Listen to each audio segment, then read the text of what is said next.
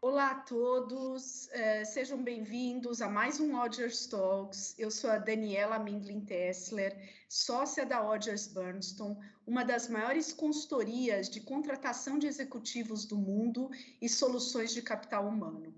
Eu tenho a honra hoje, privilégio de conversar com a Patrícia Pugas, diretora executiva de gestão de pessoas do Magazine Luiza, desde fevereiro de 2016. Pati, seja muito bem-vinda. Olá a todos, é um prazer estar aqui. Dani, obrigada pelo convite, né? Obrigada pela oportunidade de trocar aqui, né, um pouco do que a gente tem feito, do que a gente é, né? E eu tenho certeza que a conversa vai ser muito boa, vai ser um prazer. Muito legal, muito bom. Muito obrigada aí por ter aceito o nosso convite e estar nos dando aí essa oportunidade de todos aí aprendermos um pouquinho com você. Então, a Patrícia é diretora executiva de gestão de pessoas do Magalu desde fevereiro de 2016. Antes foi diretora de gente e gestão da Inbrands por 5 anos. E no período aí de 2004 a 2010, atuou na Companhia Energética do Maranhão, junto ao grupo que empreendeu sua reestruturação e turnaround. A partir do ano de 2007, atuou também como diretora da Equatorial Energia. De 99 a 2004, trabalhou à frente da área jurídica do Bom Preço Bahia, tendo vivenciado as alterações do controle para Royal Herald e Walmart, e a aquisição das redes Petit Preço e G Barbosa. Anteriormente, a Patrícia atuou como gerente de patrimônio da então Ferrovia Sul Atlântico, hoje ALL Logística. Graduada em Direito pela Universidade Federal da Bahia, com especialização em Direito Civil pelo Instituto Brasileiro de Estudos Jurídicos, o IBEG, iniciou a sua carreira na Supermar Supermercados e possui MBA em Gestão de Pessoas pela Fundação Getúlio Vargas. Pati, acho que eu não esqueci de nada, né? Seja, então, muitíssimo bem-vinda. Obrigada. Não, acho que foi um super resumo aí, né? Eu acho que os principais highlights estão aí. Acho que, na verdade, dessa apresentação, acho que o que já fica claro é que é a minha formação, né? Aliás, como eu tenho visto muito, aliás, em RH, eu não sou formada em psicologia, tenho visto muitas outras carreiras também enveredando pela área de RH, e eu, particularmente, não só tenho uma formação em outra área, especificamente na área de direito, mas também eu trabalhei com o direito, foi lá que eu comecei minha vida profissional.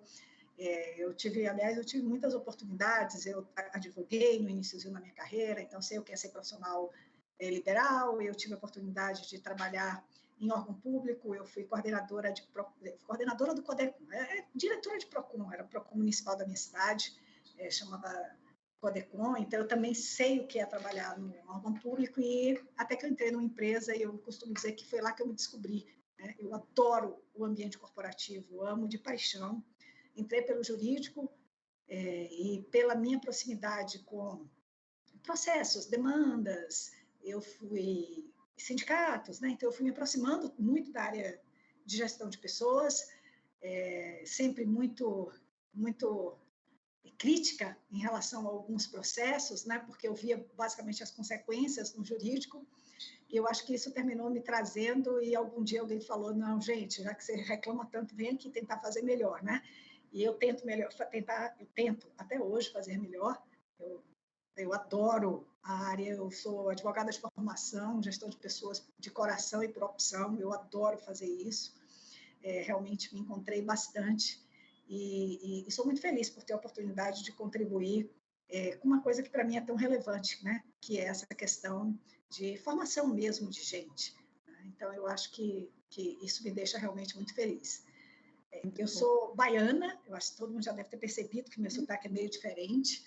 Eu sou baiana, sou de Salvador, né? Sou a segunda filha de 5 irmãs maravilhosas, assim, muito próximas. Sou casada e tenho 3 filhas maravilhosas, né? Eu tenho uma de 30, que é Nina, tenho uma de 25, que é Laís, e tenho uma pequenininha, para mim é pequenininha, né? Porque tem 11 anos, que é Malu. Então, eu acho que isso também é outra coisa que fala um pouquinho de mim, né, Dani? Eu tenho 2 filhas com quase 20 anos de diferença. E sempre que eu conto essa história, normalmente eu ouço 3 coisas, né? Uma é, puxa, que coragem. A outra é, puxa, que vontade de recomeçar. E, por fim, quem tem mais intimidade fala, que loucura, né? Eu acho que isso traduz um pouco de mim, é um pouquinho das 3 coisas, né? Eu acho que eu tenho coragem, tenho muita vontade de recomeçar e uma pitadinha de loucura que não faz mal a ninguém, né? Muito bom. Pati, desde o início da pandemia, a gente sabe, né, a área de recursos humanos ganhou os holofotes, né, ao protagonizar ações heróicas de grande complexidade. Então, colocou um contingente enorme de pessoas em home office, definiu rapidamente novas políticas e precisou lidar com questões super delicadas relacionadas à saúde física, mental, emocional aí dos funcionários. 1 ano e meio depois, um pouco mais, fica a dúvida se as mudanças circunstanciais serão incorporadas e se o RH redesenhará as estruturas organizacionais aí das grandes companhias do país. Então, antes o design organizacional, que envolve governança, estrutura, era mais voltado, né, para a estabilidade e para o controle da produtividade. E os novos modelos, agora pós-pandemia e tudo mais, os novos modelos requerem colaboração em ecossistemas mais abertos e velozes também. Como que vocês redesenharam a estrutura organizacional do Magazine Luiza para ser mais maleável, dar mais empowerment e proporcionar a conexão com os parceiros, fornecedores e clientes? E aí, finalizando ainda, a metodologia ágil que eu sei que vocês adotam no Magalu tem ajudado vocês também? Conta um pouco aí para a gente. Legal, Dani. Bom, assim, eu acho que é impossível começar essa análise aí sem uma referência ao impacto que a pandemia trouxe nas nossas vidas, né? Na verdade, nossa vida mudou repentina e abruptamente, de uma forma, assim, nunca antes imaginada. Eu acho que ninguém imaginou viver o que a gente passou a viver, em todos os aspectos, né? Eu costumo dizer que eu acho que assim, a pandemia nos desconstruiu por completo e a gente começou a construir uma nova realidade sem referências, porque, na verdade, todos os paradigmas foram quebrados e a gente teve que partir do zero, né? A gente não tinha sequer referência. Tinha algumas referências de países que estavam um pouquinho mais na nossa frente, porque a pandemia começou um pouco antes, né? Como agora, eventualmente, a vacinação está um pouco mais avançada, mas o fato é que estamos todos na mesma página em branco, né? E aí veio o grande desafio. E aí eu acho que, nesse momento, inclusive,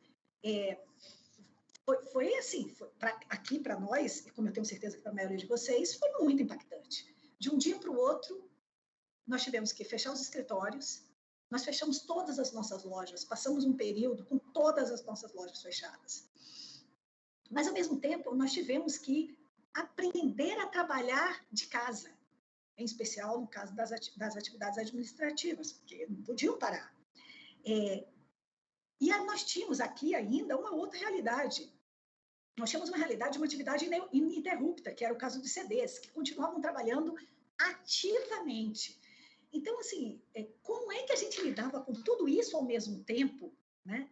E sem falar com todos os medos, apreensões, dúvidas e desconhecimento que a gente vivia naquele momento. Então, isso, de fato, fez com que a gente tivesse que parar e como eu disse, né? Já que nos desconstruíram, vamos se reconstruir, mas de uma forma mais efetiva para o que a gente está vivendo. E aí eu acho que, particularmente, as áreas de RH passaram a protagonizar e tiveram uma oportunidade que talvez não tenha tido outra na história, né? Quem não tinha RH passou a entender que precisava, quem tinha valorizou mais e começou a reforçar, e quem já valorizou, quem já valorizava, teve um nível de confiança e de crescimento, inclusive de própria admiração ainda mais exacerbado, porque, de fato, a área passou a ter um papel muito relevante em todos os aspectos. E, sem dúvida, um desses aspectos foi exatamente nessa questão de como se reorganizar diante de tudo isso, né? As nossas estruturas atendem? Lógico, a resposta era não. Porque, de fato, as estruturas, como você mesmo disse, elas eram montadas para uma outra realidade. Na medida que a realidade mudou, a estrutura ficou obsoleta e precisava ser revista. E precisava ser revista rapidamente. Então, eu acho que essa foi uma das... Eu acho que o papel do RH foi muito mais amplo do que isso, mas esse, por exemplo, foi um desafio grande, né? Qual é a melhor forma da gente se estruturar para que a gente continue fazendo o que a gente fazia, mas da forma com que é possível, né? E esse olhar passou a ser fundamental. Eu acho que uma das coisas mais relevantes que nós fizemos aqui, eu acredito que é muito determinante, na verdade, são duas, assim, que para mim são muito fortes.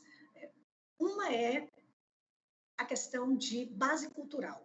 A cultura, eu acho que vocês vão me ouvir falar muito disso aqui, porque eu acredito que tudo, no fim, se relaciona com cultura. A cultura da empresa, nesses momentos, ela é posta à prova. E ela pode ser a razão do sucesso ou do insucesso na mesma proporção. Particularmente, o Magalu tem uma dinâmica de mudança muito grande. A gente costuma dizer aqui que o que não muda é que a gente sempre muda. Por quê? Porque todo dia aqui é uma coisa diferente. E a gente acredita nisso, e a gente acredita que isso é bom. Então, a questão da adaptabilidade aqui, né, a gente até vai além, da antifragilidade. A gente vai... Né? Não é só resiliência, não, e de adaptabilidade, não. Vai, mas volta melhor. Então, a gente acredita muito nisso. Isso é cultural. Isso é cultural porque, inclusive, tem traços culturais na empresa muito forte. A gente sempre estimulou o protagonismo, descentralização, a simplicidade nas decisões. A gente sempre valorizou isso, independente da questão dessa onda, né? Não vou dizer que é moda, porque eu não acho que é moda, eu acho que é da onda digital e da questão do agile, né? Da questão do ágil também. Então, assim, a gente sempre teve isso dentro da nossa cultura. Então, fazer as reordenações e as readequações que fossem necessárias para atender a necessidade naquele momento foi algo que não foi difícil, porque a nossa cultura recepcionava muito bem. Então, ter uma cultura de flexibilidade, de adaptabilidade, de agilidade, de protagonismo, né, de empoderamento das pontas, principalmente numa empresa grande como a nossa, né, nós temos 47 mil colaboradores, nós temos 1.300 lojas, mais 15 CDs. Então, assim, e toda hora crescendo. Se a gente não tivesse isso, nós temos que ter sofrido muito mais, como eu acho que algumas empresas sofreram mais com isso. Então, a base foi uma fortaleza quando você tem favorável, né? E foi algo que cultural. Tem uma coisa que eu não quero esquecer: comunicação. Uma das coisas que a gente tem culturalmente aqui é uma comunicação exaustiva. A gente fala, conversa, chega junto, fala de todos os assuntos, abre resultado. A gente não acha que informação é poder. Aliás, é poder se bem compartilhado, mas não é privilégio, né? Então, é algo que também nos ajuda muito, mas está dentro desse bojo cultural aí que eu comentei. O outro ponto, eu acho que é ter uma visão estratégica muito clara e bem definida. E isso, necessariamente, ela está relacionada à questão de propósito, né? Porque a estratégia tem que decorrer do propósito. Se a estratégia não decorrer do propósito, é uma coisa errada, porque você não sustenta, né? E isso a gente também tem muito claro no Magalu.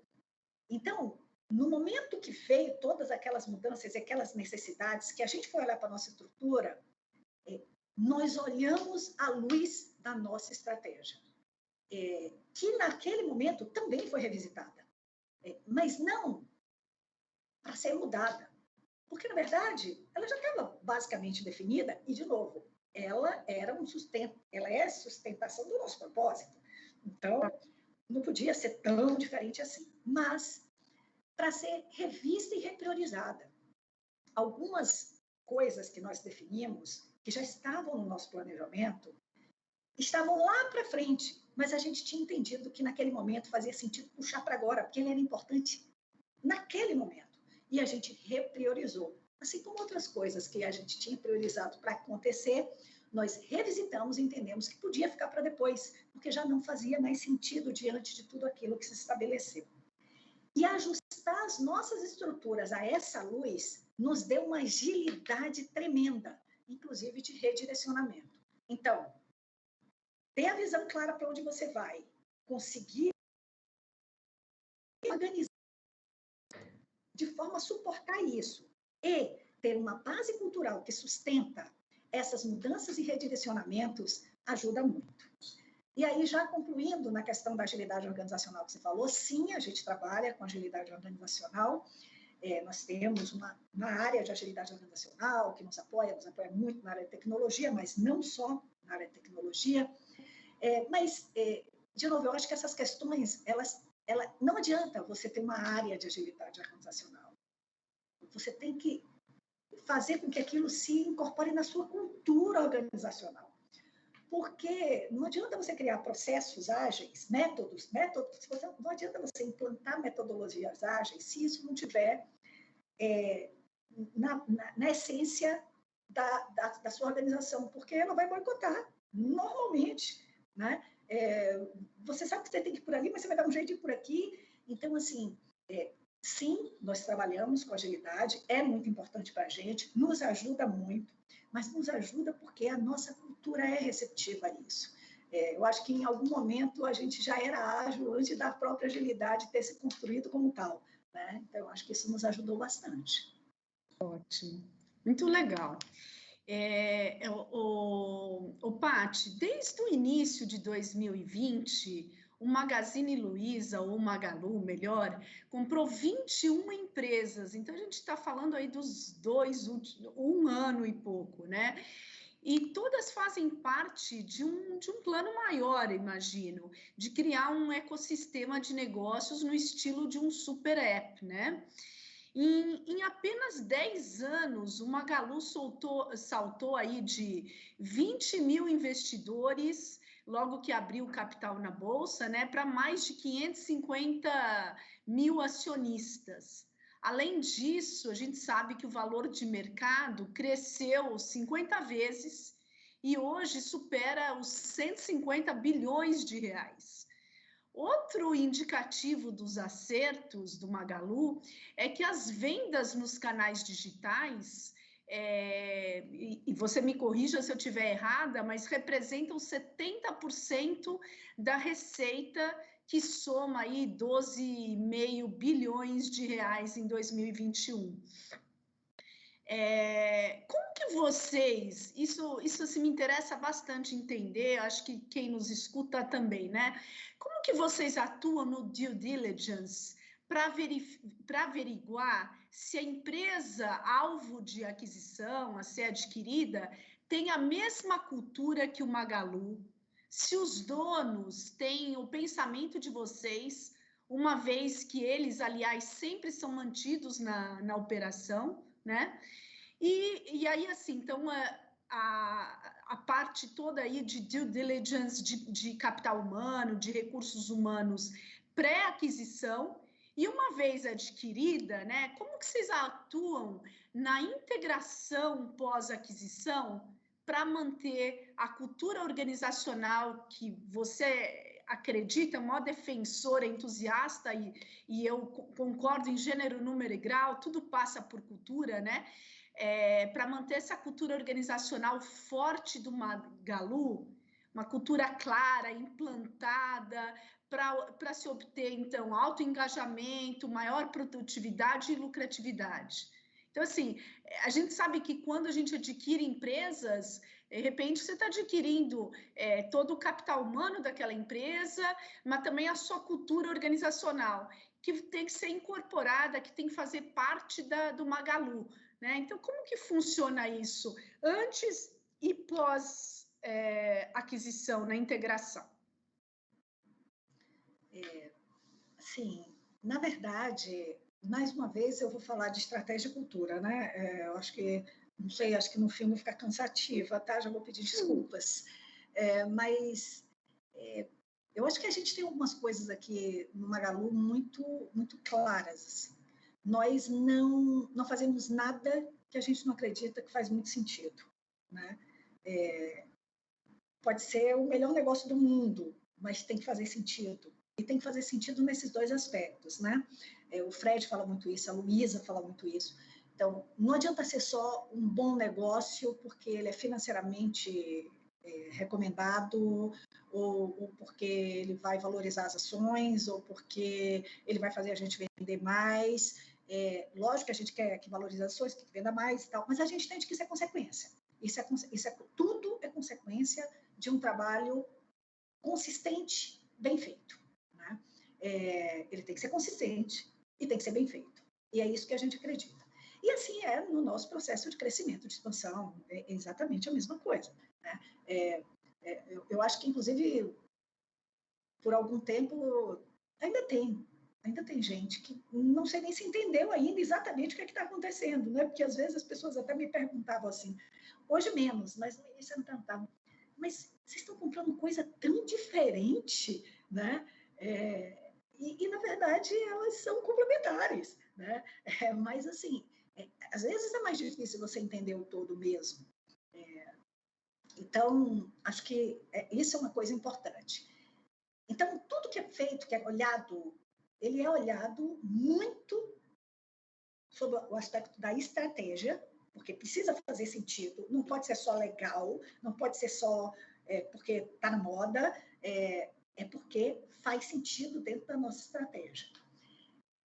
Mas também precisa fazer sentido do ponto de vista cultural.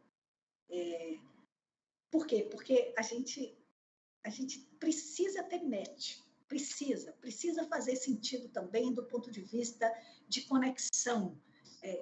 Porque, no final, tudo tem a ver com crenças, tudo tem a ver de para onde se quer ir, né? E a gente precisa andar com quem entende que está indo, com quem quer ir para o mesmo lugar que a gente, né? E como, de fato, a gente tem assim, um respeito muito grande pelas empresas que são adquiridas, né? Todas, a gente tem um respeito muito grande, não só pelas empresas, mas pelos fundadores, pelos executivos, pelos colaboradores. Nós realmente temos uma preocupação muito grande. Isso começa no início das conversas, né? Assim, eu acho que talvez quem melhor prospecta isso é o próprio Fred, ou meu diretor que é meu CEO, ou meu diretor de RI, que é quem está olhando isso. Quando começa a conversar, ele já tem que entender e já começa dali aquele trabalho de aproximação, de entender crenças, de entender perspectivas, de entender modelos mentais, né? De entender o que é que de fato se valoriza. Porque, assim, as relações elas são construídas aqui para serem relações longas, né? Ou que ainda não sejam tão longas, mas que sejam relações proveitosas para todo mundo, porque a gente acredita no ganha-ganha. Então, isso já se começa lá na frente. Em todo o processo de aproximação, isso é feito. Então, todas as conversas, todos os gestores que se conectam têm esse desafio. Aqui no Magalu, a gente faz tudo muito compartilhado. Tudo muito compartilhado. Lógico que, nesse primeiro momento, os negócios, muitas vezes, são negócios sigilosos, são muito poucas pessoas envolvidas, então as conversas elas têm que ficar muito restritas. Mas eu acho que talvez a maior diferença aqui é o foco que a gente dá nisso. A gente olha para isso. para a gente é uma coisa importante. Isso, inclusive, pode determinar a não evolução de um negócio, que pode fazer todo sentido do ponto de vista de estratégia. Mas se a gente detectar que tem um descasamento cultural, um desalinhamento de crenças, de valores, de propósito, definitivamente isso é motivo do negócio não acontecer, tá? Talvez seja porque isso para a gente é prioridade. Muitas vezes a gente vê aquisições sendo feitas e depois muitos problemas acontecendo, porque a prioridade, porque não tem isso como foco, não tem isso como prioridade. A gente, de fato, aqui tem. Então, em todos os processos de interação, e aí varia em função do tamanho do negócio, varia em função do sigilo do negócio, né? Varia em função do tempo que ele acontece, tem coisa que a gente anuncia, mas ainda tem tempo ainda para provar, tem coisa que tem que ser imediato. Então, depende de tudo isso, mas talvez, assim, o que eu possa lhe dizer que é um lugar comum é o foco que nós temos na questão cultural em todo o processo de due diligence, e que vai desde conversas iniciais até análise de valores, propósito, o quanto eles são exercitados na prática, de conversas com executivos, de entrevistas com executivos, exatamente para a gente entender esse match, né? Se isso faz sentido e se essas pessoas vão ser felizes aqui, porque a gente acredita que isso é fundamental, é a nossa assinatura, né? Um convite, vem ser feliz, então a gente de fato acredita nisso. E no momento seguinte, quando a aquisição se realiza, aí sim a gente tem um processo completamente estruturado para fazer essa integração. Confesso que a gente vem se estruturando também, porque tudo está acontecendo muito rápido e ainda com uma pandemia no meio, né? Tudo acontecendo muito rápido com uma pandemia de quebra. Então, de fato, a gente se estruturou bastante aí ao longo do tempo. Hoje eu tenho uma área, tem inclusive uma outra diretoria executiva que olha para isso, que faz um grande PMO de todos os nossos processos de integração. Temos processos muito claros para que isso aconteça, com participação de todos, todo mundo com suas lideranças específicas. Então, no caso da integração de RH, sou eu que lidero pessoalmente. Então, nós temos processos muito claros. E esse processo vai desde da recepção que nós fazemos a essas pessoas, e também a gente não delega, né? O nosso CEO participa de todas, maiores, menores, não interessa, a gente faz essa reunião de acolhimento, porque a gente fala das nossas premissas de integração para o time, é um momento de que os times normalmente estão angustiados, embora nossa reputação seja muito positiva do ponto de vista de aquisição, isso nos ajuda, mas é lógico que qualquer processo de aquisição, as pessoas ficam temerosas. Então, a gente tem todo um processo de acolhimento desses times, um processo de acompanhamento, um processo de mapeamento e de etapas de que processo a gente vai atacar primeiro e como eles vão acontecer, quais processos têm que acontecer juntos, tem coisa que não pode acontecer descolado, elas têm que acontecer juntas, porque senão cria uma apreensão desnecessária. E, de novo, o timing é sempre personalizado. Tem empresas que a gente tem que fazer muito rápido, tem outras que a gente tem que fazer mais devagar, e está tudo bem, está tudo bem. O importante é que isso seja feito de uma forma bem feita e fluida. Muito bom, muito legal. E que case, né? Quantas aquisições importantes, enfim, muito legal te ouvir, ótimo. Nesse cenário, Paty, é crucial, a gente sabe disso, as empresas acelerarem seus esforços de transformação digital existentes. Vocês já começaram isso há muito tempo, né? Mas muito antes da pandemia, foram até protagonistas e percursores. E também capacitar a liderança em competências digitais, né? Então, tem que ter fluência digital em todas as esferas hoje das organizações, incluindo também a gestão de equipes remotas com eficácia e alto desempenho. E com a pandemia do novo coronavírus, aí, além dos escritórios adaptarem suas operações para o home office, muitas empresas também precisaram digitalizar os seus modelos todos dos processos de RH. Então, modelo de contratação, de integração de novos funcionários, o onboarding, né? Treinamento, avaliação de desempenho e os demais. Como que estão esses processos de RH no Magalu? E, de novo, como a cultura deve ser gerida para proporcionar isso? E, finalizando ainda, Paty, quais as tendências tecnológicas que vocês têm acompanhado com mais atenção no âmbito de recursos humanos? Dani, eu acho que, assim, como eu tinha dito antes, eu acho que a pandemia desconstruiu por completo todos nós. E não foi diferente com a área de recursos humanos e muito menos ainda com os processos de recursos humanos, né? Eu disse que eu era meio crítica em relação a algumas questões de recursos humanos, e sempre fui mesmo, porque eu acho que por muito tempo, graças a Deus isso mudou, mas por muito tempo nós de recursos humanos permanecemos querendo contratar como a gente contratava há 20 anos, treinar como a gente treinava há 20 anos, remunerar como a gente remunerava há 20 anos, só que as pessoas não eram pessoas com a cabeça de 20 anos atrás, né? E eu fiz muitas provocações dessa, porque às vezes a gente ficava assim dentro dos paradigmas. Isso já vinha mudando, eu vejo muitas áreas, muitas iniciativas, muitas tendências, né? Exatamente para adaptar a essa nova realidade, essa nova demanda. Mas a pandemia acelerou isso. Simplesmente chegou e disse assim, quem não fez por bem vai fazer por mal agora, né? Porque precisa fazer.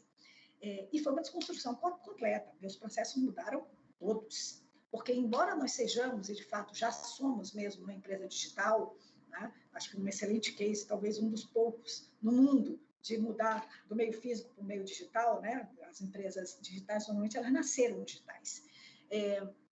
Mas, apesar disso, nós não tínhamos nem home office.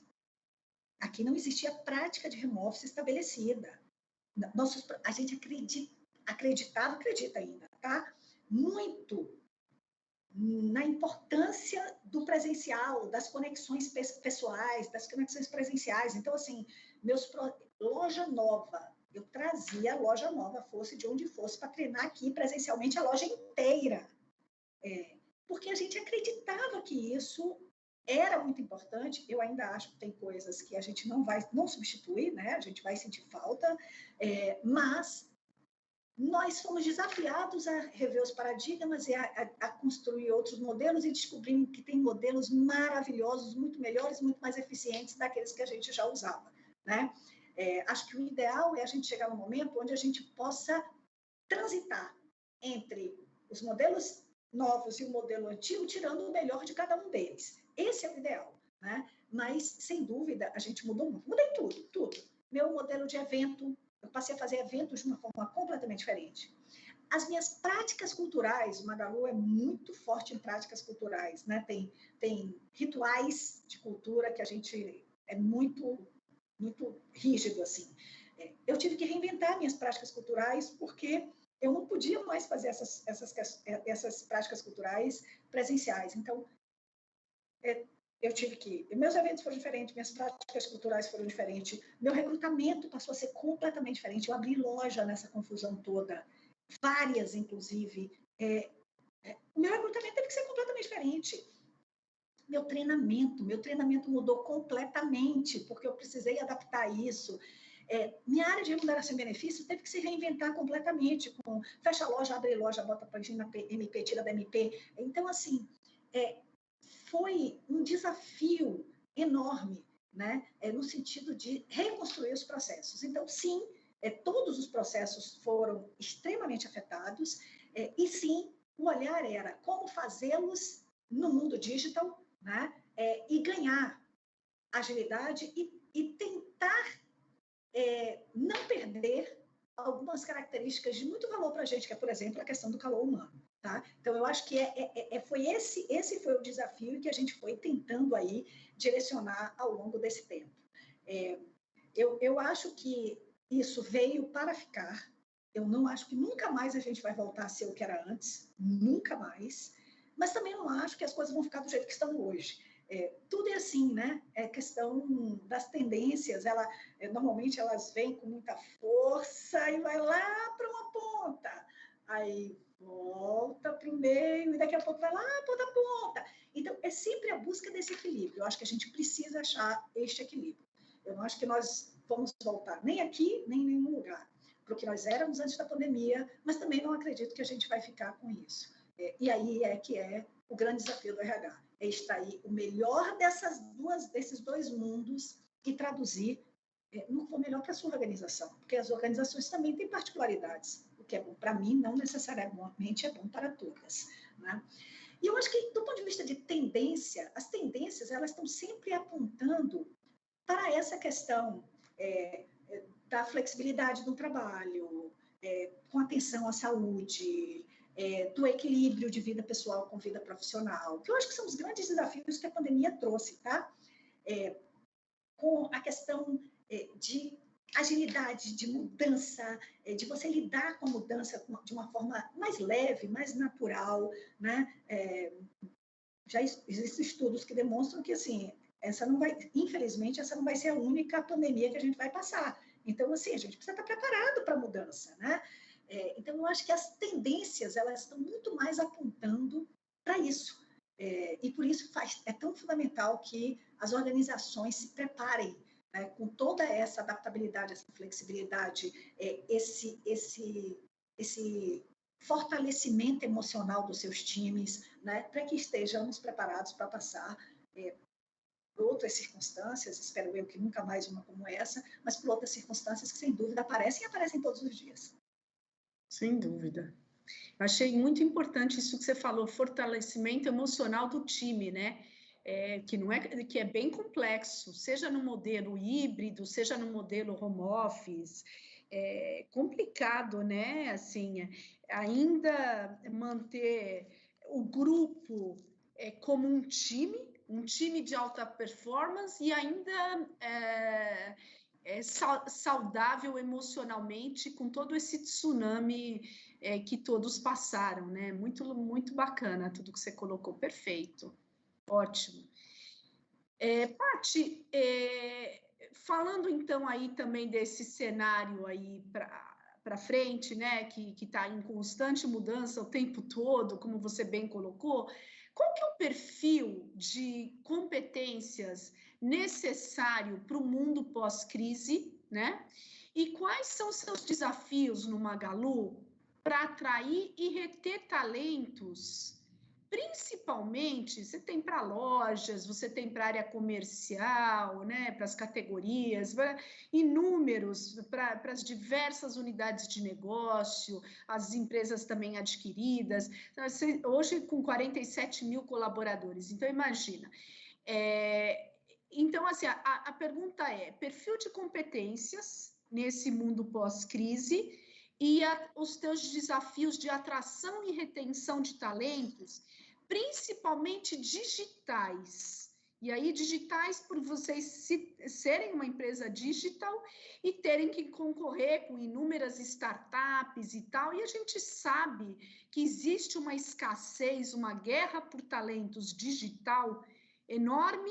E agora a competição, mais do que nunca, passa a ser global, principalmente com home office, né? Porque a pessoa pode estar sentada até em outro continente, se tiver um fuso horário parecido, similar, tá valendo, né? Então você pode ter o talento em qualquer parte do Brasil ou do mundo.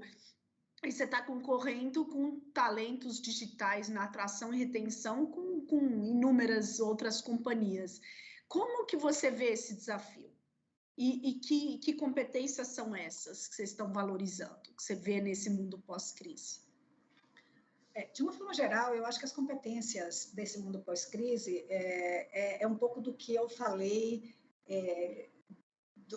da resposta anterior, em relação ao todo, né? Em relação ao que as empresas precisam trabalhar dentro dos seus times, né? Que eu acho que é muito relacionado a isso. É a questão de flexibilidade, de adaptabilidade, de fortalecimento emocional, né?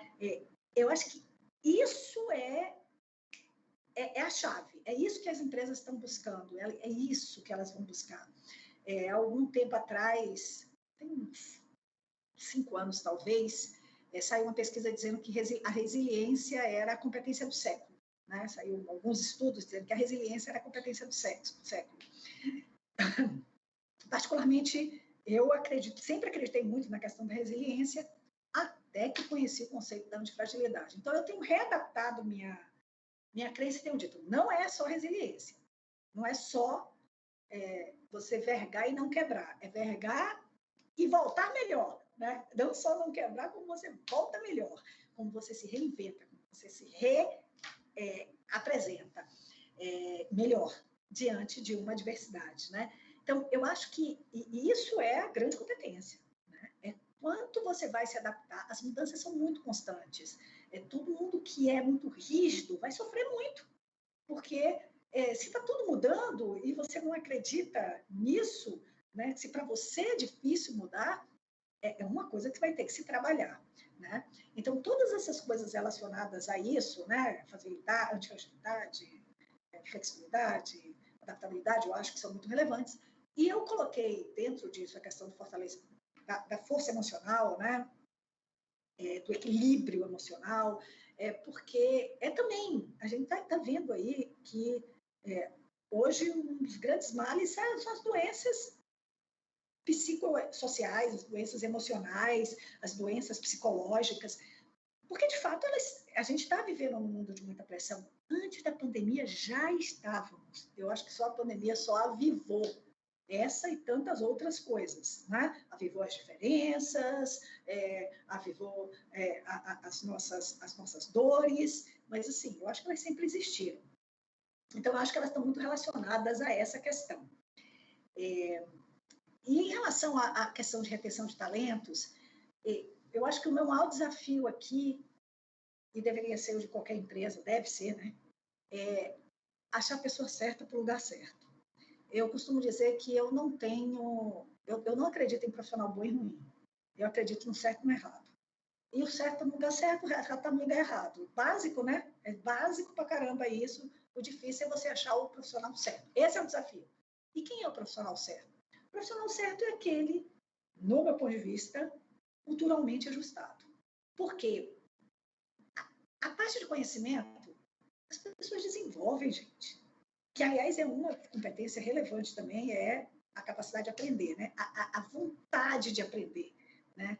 O quanto você se dispõe a aprender, independente do que lhe ofereçam, né? Quanto você vai atrás disso, a busca pelo seu autodesenvolvimento. Mas,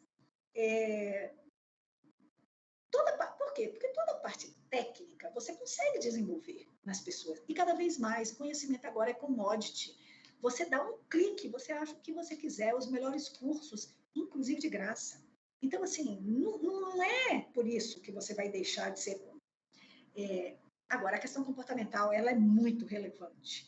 E, de novo, eu não acho que tem quem se comporta bem e quem se comporta mal, tirando questões críticas, né? Mas quem se comporta adequadamente dentro daquele ambiente.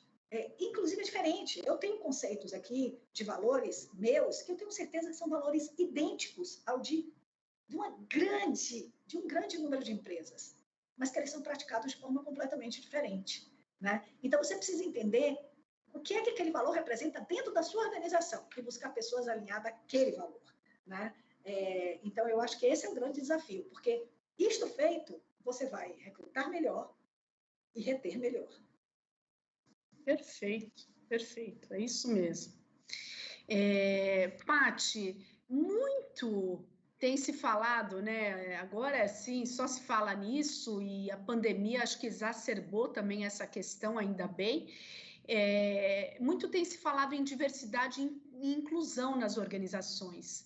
E vocês são um super case de sucesso, com todas as repercussões que isso já trouxe, né? Lembra do programa de trainees exclusivo para pessoas negras? Então, assim, diversidade racial, sexo, faixa etária, né? Diversidade etária também, entre tantos outros. Enfim, valorizando as diferenças, é comprovado, a gente sabe que há melhorias no clima organizacional, os colaboradores ficam muito mais criativos, inovadores, engajados e liberam seus potenciais, né? E ainda, segundo um estudo da McKinsey, Delivering Through Diversity, a performance financeira é significativamente superior do que as empresas que não investem em diversidade e inclusão. Como que vocês têm avançado na questão da diversidade e inclusão sem comprometer a meritocracia? Eu acho que é esse finalzinho aí que eu queria também ouvir de você. Sem dúvida nenhuma, a diversidade ela é fundamental. E eu nunca também tive dúvidas de que ela também se refletia positivamente nos resultados da companhia. Assim, meio óbvio, né? Como é que a gente pode achar que pode resolver e ter ideias e direcionar todas as demandas de um público diverso, como é o nosso público consumidor, com cabeças iguais aqui dentro? É impossível, eu não vou conseguir ter as diferentes visões daquelas pessoas que eu deveria atender, que eu deveria servir, né? Eu deveria refletir aqui dentro, do ponto de vista de colaboradores, o público ao qual eu sirvo. Então, isso assim, parece meio óbvio, mas enfim, infelizmente o óbvio às vezes não é simples. Não é simples, exatamente, né? Então, sem dúvida, e eu acho que as pesquisas já vinham mostrando, e essa que você falou especificamente, mostra claramente, né, de como isso tem impacto real. E eu até brinco em relação a esse assunto, assim, gente, se não é por crença, que seja por estratégia, né? E particularmente aqui a gente faz por cultura, por crença, a gente acredita, né? Eu acho que eu tenho uma felicidade de ser uma RH que trabalha numa empresa não só na qual eu não preciso provocar, como ao contrário, eu sou provocada, eu sou cobrada por isso, pelo meu conselho, pelo meu CEO, ele me pede, ele me demanda, ele me contribui, ele traz ideias, participa das construções. Então, eu acho que esse é um privilégio, sim, eu entendo, nem todo mundo é assim, e por isso mesmo acho que o RH tem um papel muito relevante nisso. Por quê? Porque nos lugares onde não é assim, o trabalho do RH é fomentar, é provocar, é colocar o assunto na pauta, é dar luz a esses assuntos, é trazer à tona esses assuntos, né? Eu não acredito, nunca acreditei que trabalhar de forma a se garantir a diversidade comprometeria a meritocracia, né? Eu acho que as coisas são completamente diferentes. Se eu partir desse processo, eu vou ter que dizer, eu vou ter que concluir, o que para mim parece absurdo, que existem grupos de pessoas melhores do que outras. E que se aí eu for buscar outras, eu estou prejudicando essas que são melhores. Assim, e isso para mim não faz sentido, né? Eu acho que tem pessoas que merecem mais, e eu não vou nem falar pessoas boas e ruins, porque eu também não acredito nesses conceitos, mas assim, eu acho que tem pessoas mais capacitadas e menos capacitadas em todos os segmentos da nossa sociedade, né? Em todas as faixas etárias, em todas as opções sexuais, em todas as raças. Enfim, você tem pessoas capacitadas em todos os lugares. Só tem uma coisa, dá mais trabalho, dá mesmo. Dá mais trabalho, principalmente para RH. Dá mais trabalho mesmo, porque você não vai só procurar os melhores, e são aqueles que estão ali na sua rede de relacionamento, que estão nos seus grupos, que normalmente estão exatamente nas mesmas faculdades de onde você veio, ou de onde seus grupos vieram, ou estão nos mesmos grupos de relacionamento que vocês vieram. Não.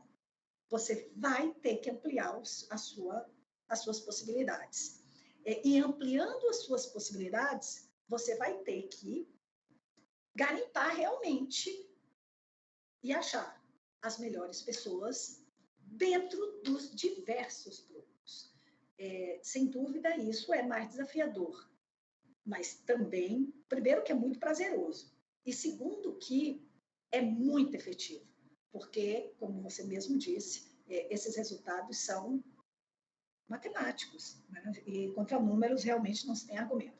Então, eu não acredito nisso, eu não acho que a meritocracia, eu não acho que o exercício da diversidade coloca em risco em nada qualquer tipo de prática meritocrática. Eu terminei de fazer o meu programa de trainees para negros. Eu tive dificuldade de tirar as pessoas. Eu acho que eu nunca fiz um programa tão forte na minha vida. Eu nunca tive quantidade de candidatos tão capacitados que a gente tirou e, no fim, escolhia o número, porque o meu programa de trainee é um programa que a gente olha muito, então sempre foi um programa pequeno, e olha que eu dobrei o número de candidatos, né? Mas sentida por tirá-los, porque eram excelentes. E, assim, a gente só provou, mais uma vez, que isso não faz nenhum sentido, né? Mas dá trabalho, você precisa criar os canais, você precisa chegar nessas pessoas, você precisa se dispor e, principalmente, você precisa querer genuinamente, porque também não adianta você fazer todo um movimento e as pessoas não perceberem a verdade, porque elas não vêm, e se elas vierem, elas não ficam, né? Então, tem que ser genuíno, né? Totalmente, tem que ser genuíno, porque senão as pessoas não vêm, né? Então, eu acho que esse é o desafio, né? É como é que você cria um ambiente cultural, e olha a cultura aí de novo, né?